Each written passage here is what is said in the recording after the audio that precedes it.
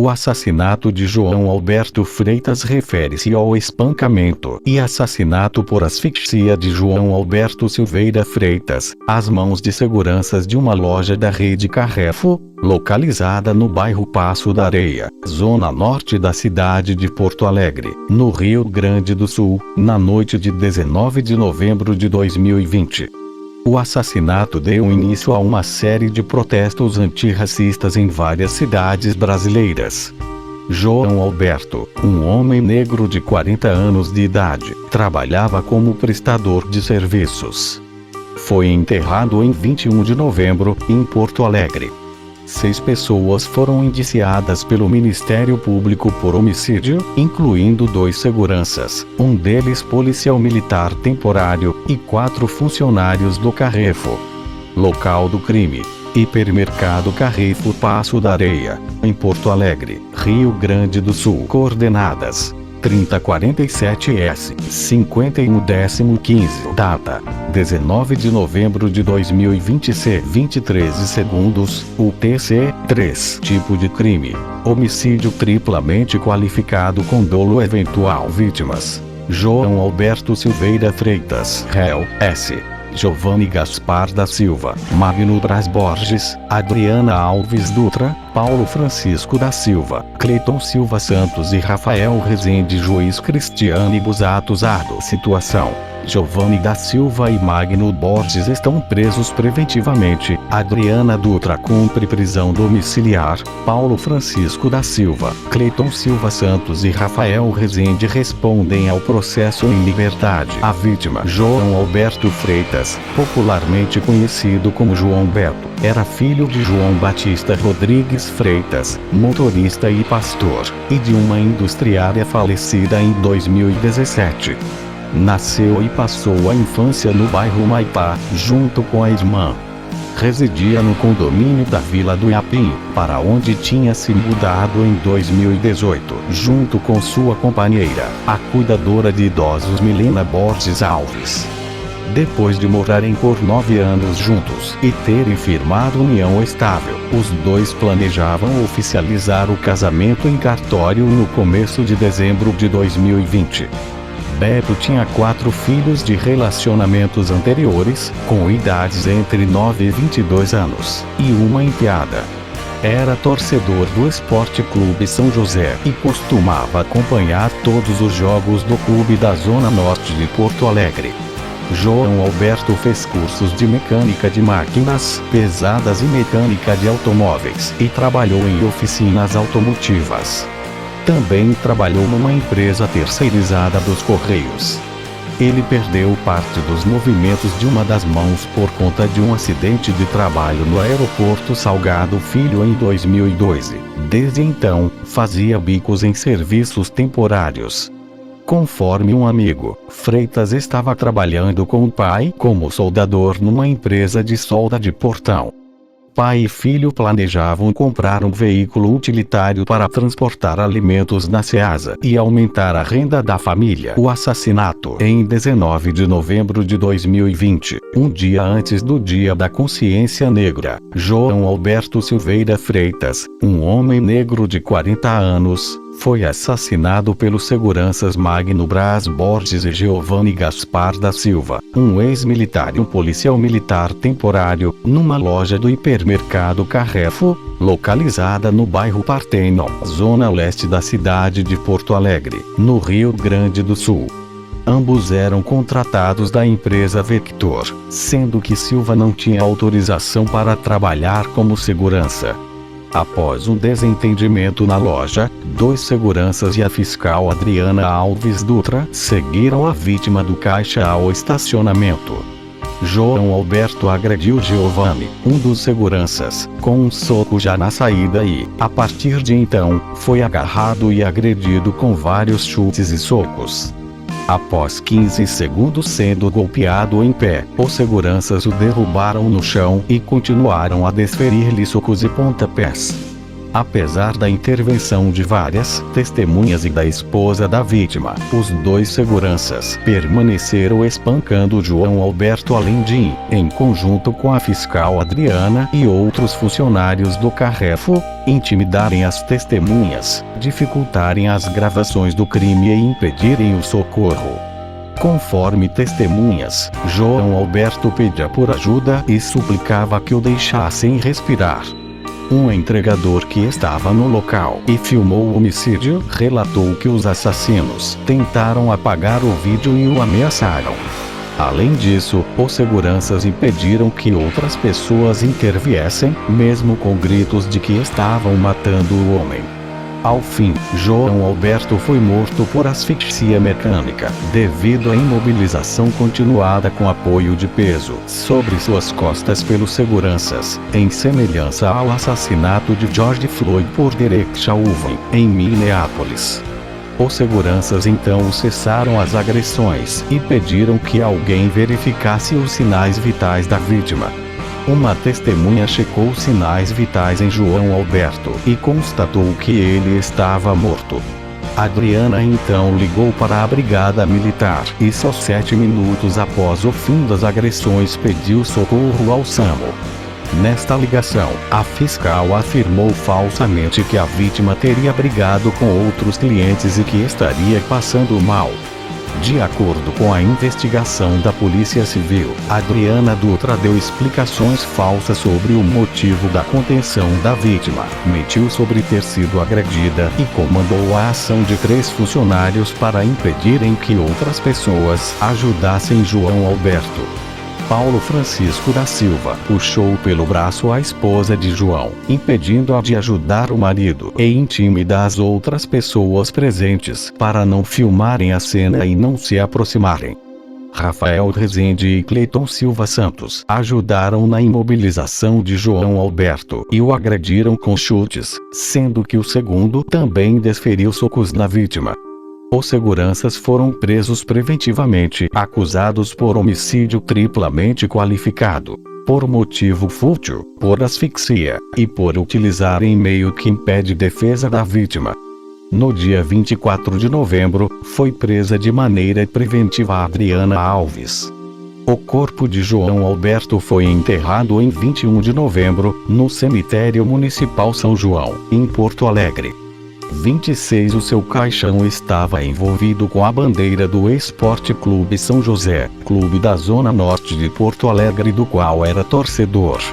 Houve aplausos e pedidos de justiça, repercussões, protestos. O assassinato de João Alberto provocou uma onda de manifestações em frente a lojas do Carrefour pelo país afora no dia 20 de novembro, Dia da Consciência Negra. Em Porto Alegre, houve um protesto em frente à unidade da empresa Carrefour em que João Alberto foi assassinado, contando com aproximadamente 2,5 mil manifestantes. Alguns grupos adentraram a unidade, protestando por meio da depredação à loja. As principais palavras de ordem foram ouvidas: negras importam, e os pedidos de justiça por Beto, como era conhecido. Os protestos repetiram-se em São Paulo, onde uma filial do Carrefour foi incendiada. Houve manifestações pelas ruas da capital paulista, com muitos cartazes exigindo justiça e pedindo boicote à rede de hipermercados, que já esteve envolvida em vários casos anteriores de violência. No dia 21 de novembro, a inscrição Vidas Pretas Importam foi pintada na Avenida Paulista.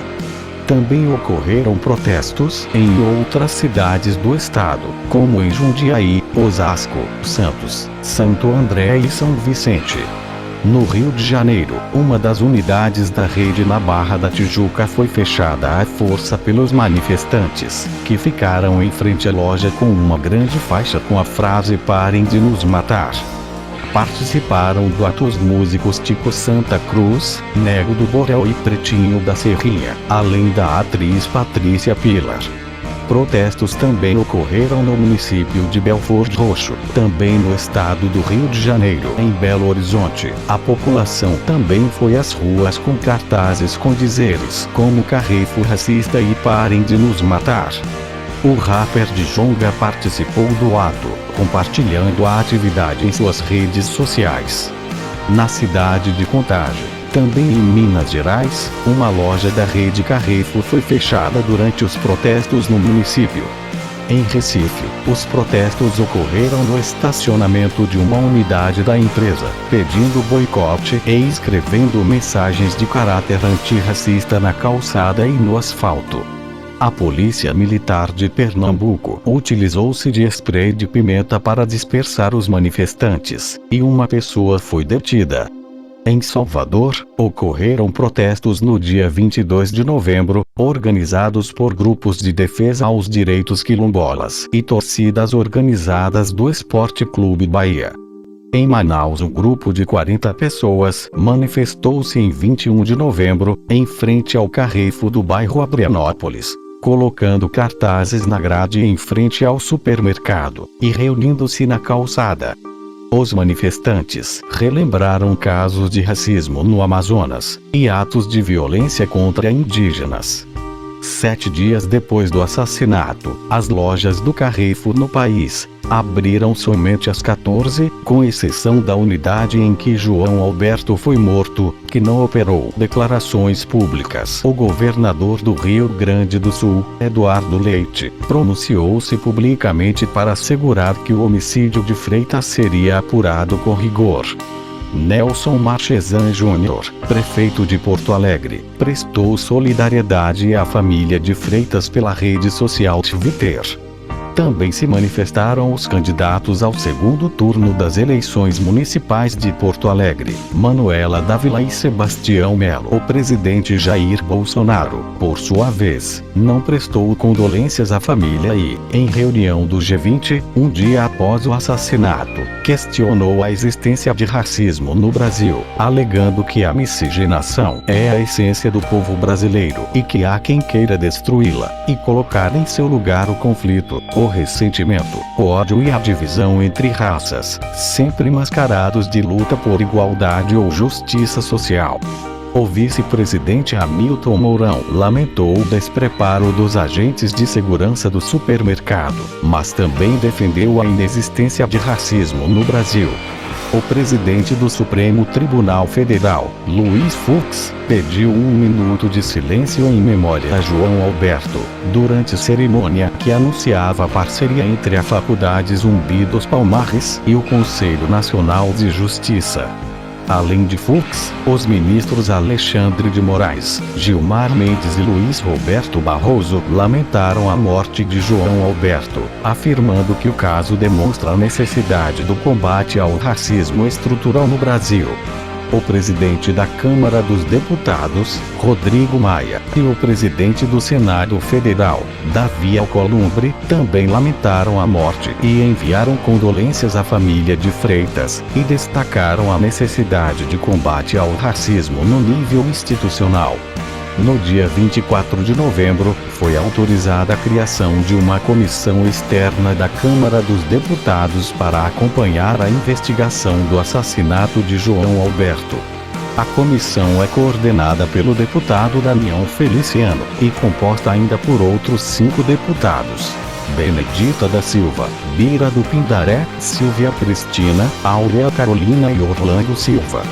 A Organização das Nações Unidas manifestou, em comunicado, que o assassinato de Freitas é um ato que evidencia as diversas dimensões do racismo e as desigualdades encontradas na estrutura social brasileira. Uma porta-voz do Conselho de Direitos Humanos da organização pediu por uma investigação rápida, completa, independente, imparcial e transparente e que deva ser examinado se o preconceito racial desempenhou um papel. Em nota, a Anistia Internacional classificou o homicídio como inadmissível. A imprensa internacional também repercutiu o caso, comparando ao assassinato de George Floyd, ocorrido meses antes nos Estados Unidos, e que provocou uma série de manifestações mundo afora. Clubes de futebol de Porto Alegre, como o Grêmio, Internacional e São José, do qual ele era torcedor, manifestaram-se após o assassinato de João Alberto Silveira Freitas, pregando o combate permanente à discriminação racial. O piloto de Fórmula 1 Lewis Hamilton postou foto de protesto contra a morte em Porto Alegre com a legenda "Outra vida negra perdida". Investigação. Em 11 de dezembro de 2020, a delegada Roberta Bertoldo, da Polícia Civil, indiciou os seguranças Giovanni Gaspar da Silva, policial temporário da Brigada Militar, Magno Braz Borges, e 4 funcionários do supermercado, Adriana Alves Dutra, Paulo Francisco da Silva, Cleiton Silva Santos e Rafael Rezende, por homicídio triplamente qualificado, por motivo torpe, asfixia e recurso que impossibilitou a defesa da vítima. Embora o relatório da delegada citasse o racismo estrutural na análise da conjuntura do crime, nenhum dos indiciados foi acusado do crime de racismo. Além disso, a investigação concluiu que João Alberto não cometera ato criminal na noite de seu assassinato no Carrefour, ao contrário do que haviam dito os indiciados. Os 6 indiciados pela polícia foram denunciados pelo Ministério Público Estadual, MPRS, em 17 de dezembro, por homicídio triplamente qualificado com dolo eventual, motivo torpe, meio cruel e recurso que dificultou a defesa da vítima.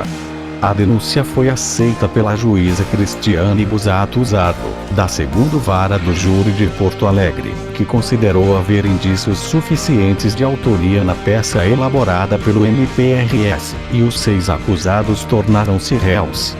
A juíza responsável pelo caso determinou que o crime fosse reconstituído em fevereiro de 2021.